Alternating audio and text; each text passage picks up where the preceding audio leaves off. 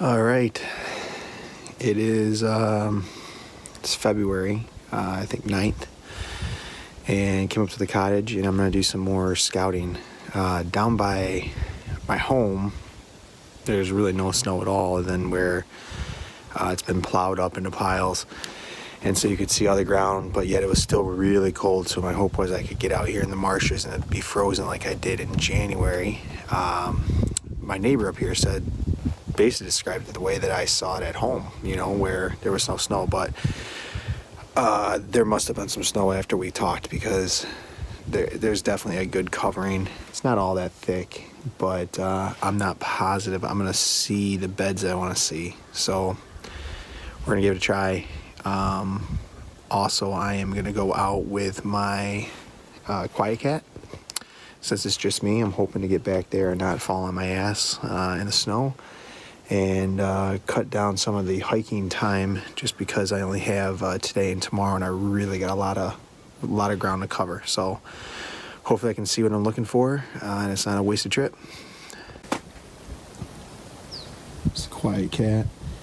I use this during the hunting season a lot for scouting. I can get back quite a ways quietly and efficiently. So we're going to use that today.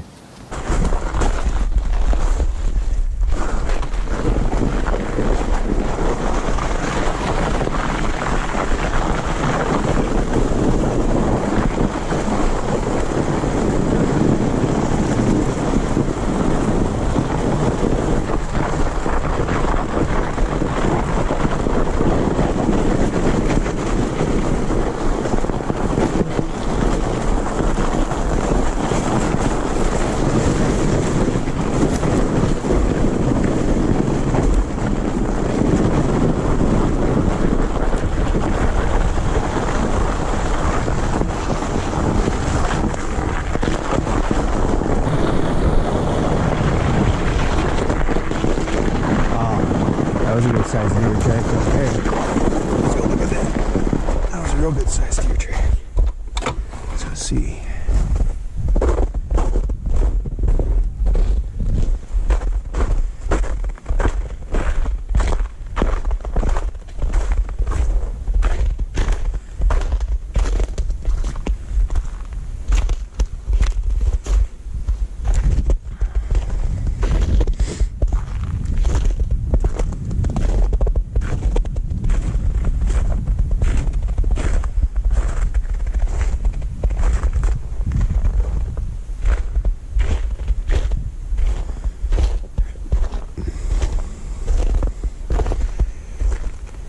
This isn't necessarily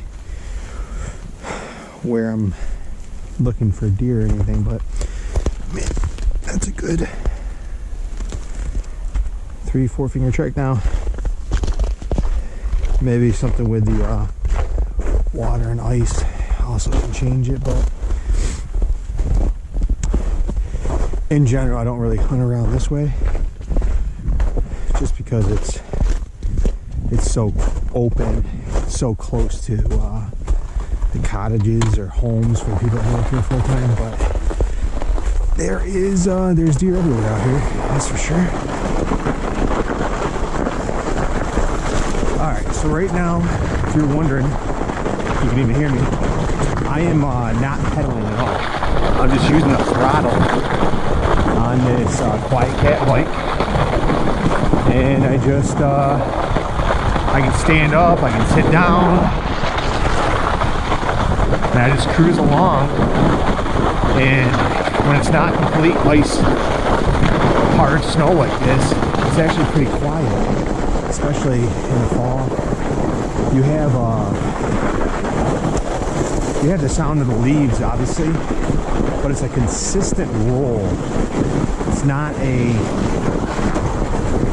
cadence of 1 foot after another walk of a typical predator human that the deer get spooked about. So right now I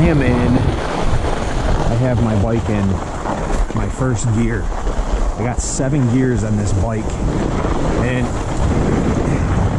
even if the battery dies, it's still a Oh, there's deer right there. Look at them. There they go. You see them all? There they are. So I did scout this marsh right over here, right by where they were, and they could have been coming out of that marsh, or they could have been heading to it. Unfortunately for them, they're running back right to where I'm headed now. So, all right, I see him kind of go over there. This little guy got separated. He's going through. Well, it's good to know some survived the frigid cold we had. So that was cool. Alright, so we're by this marsh. I just heard something sound like it's on ice.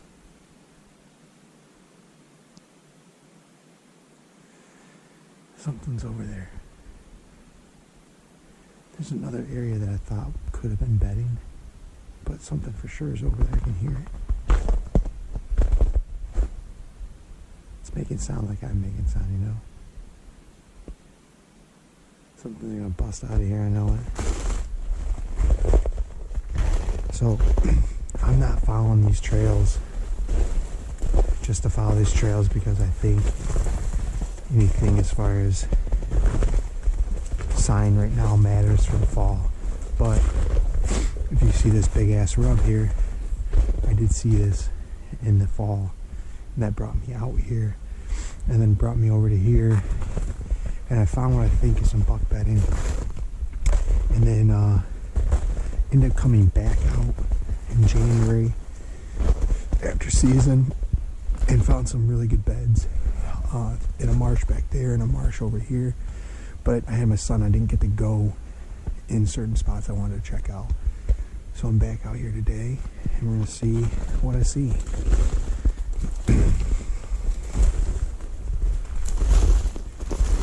When I came out here before, in my opinion, a lot of this was doe bedding.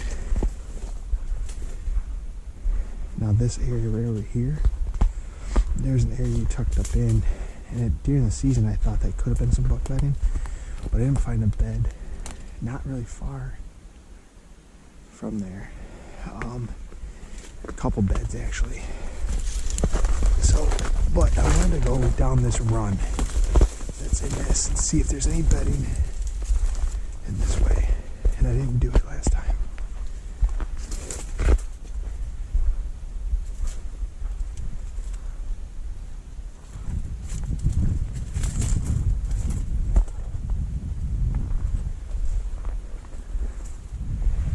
Thinking like a deer's gonna jump up. I'm gonna scream like a little girl on film here.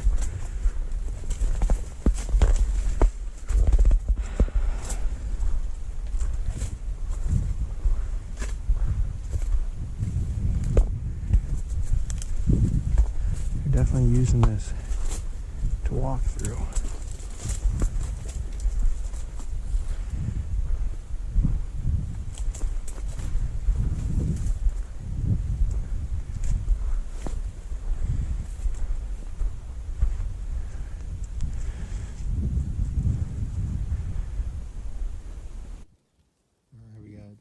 Buck bed 16.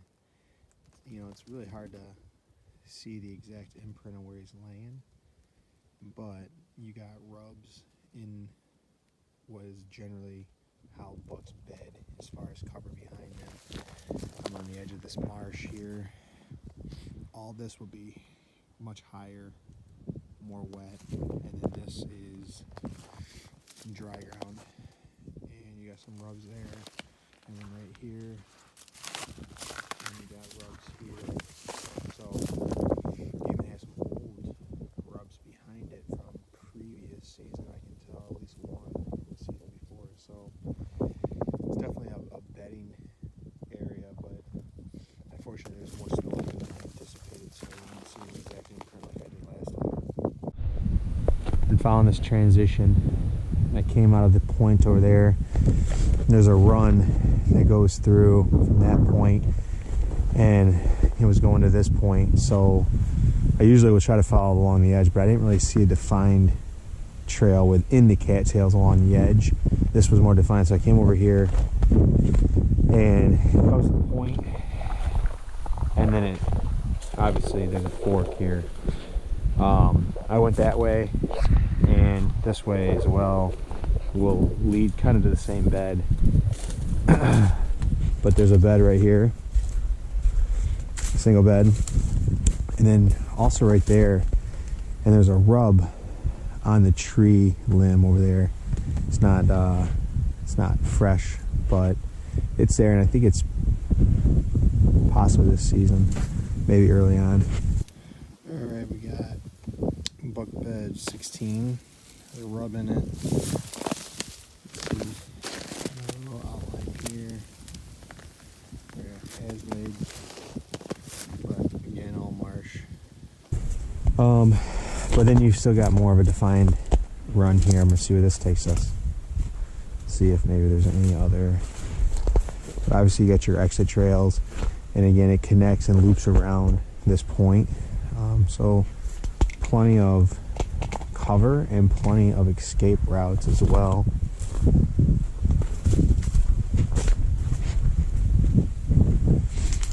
Again, it's unfortunate that there's snow on the ground right now, because when I was out here a few weeks ago, it was still cold and iced up, which makes it so much easier to walk on this stuff. But there was no snow, and you could really tell the beds they were using in the fall. It was nice.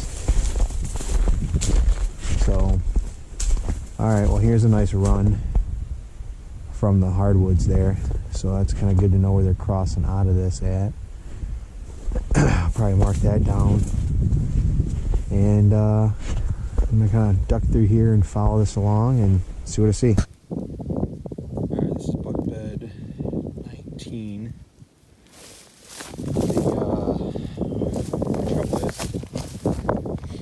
I came across that stand during the season too, when I was kind of looking for general bedding areas, but I mean, he's completely gonna get picked out. The way that this bed is set up in here is with that stuff behind him, he would be actually, with the wind coming from that direction coming this way, he'd have his back facing that way. He'd be actually looking at this way. So he's coming from that direction somewhere, or, you know, down one of these little trails, coming in here, sitting down and facing his back trail and looking out this way. So that person is gonna get picked off before they even sit down in their stand if this buck is actually here. So depending on where that wind is, he's not getting a shot at this buck. That's just way too visible, way too close. So this is 19. And then come out his exit trail over here. And you have another setup right here. Another bed. You get the rubs in it.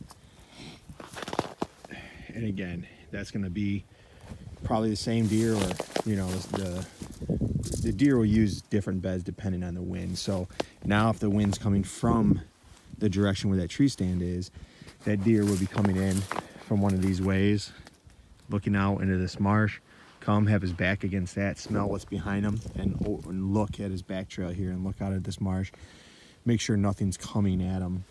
And then he has plenty of exit trails to escape and another area, another cover as well. So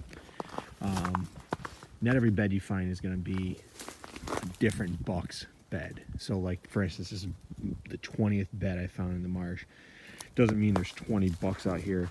Just means depending on the wind direction, that deer's going to use a different bed based on the wind and cover. And also, you know, if they get spooked or smell something, they'll relocate and go to a different bed.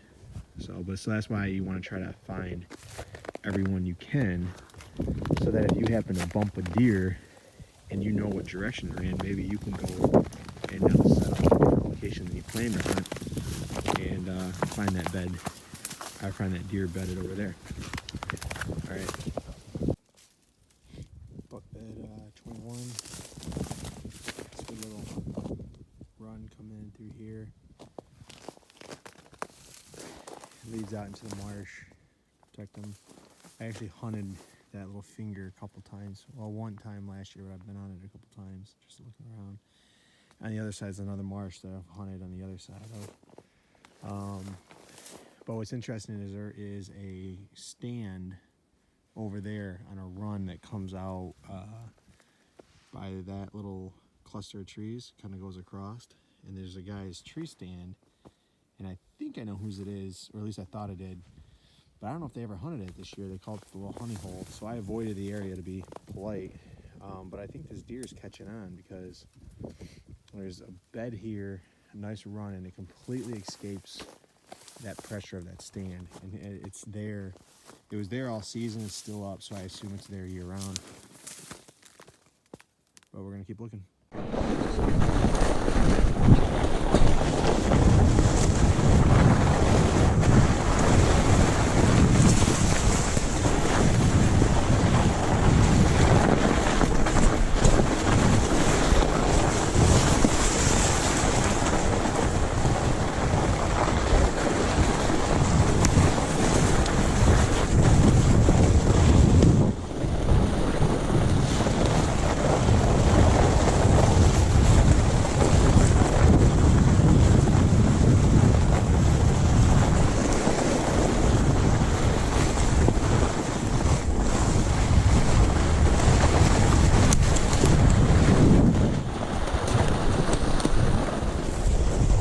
Right here is where Caden killed his deer.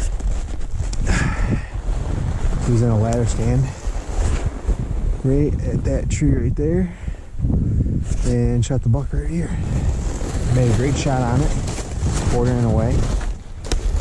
Did a really good job.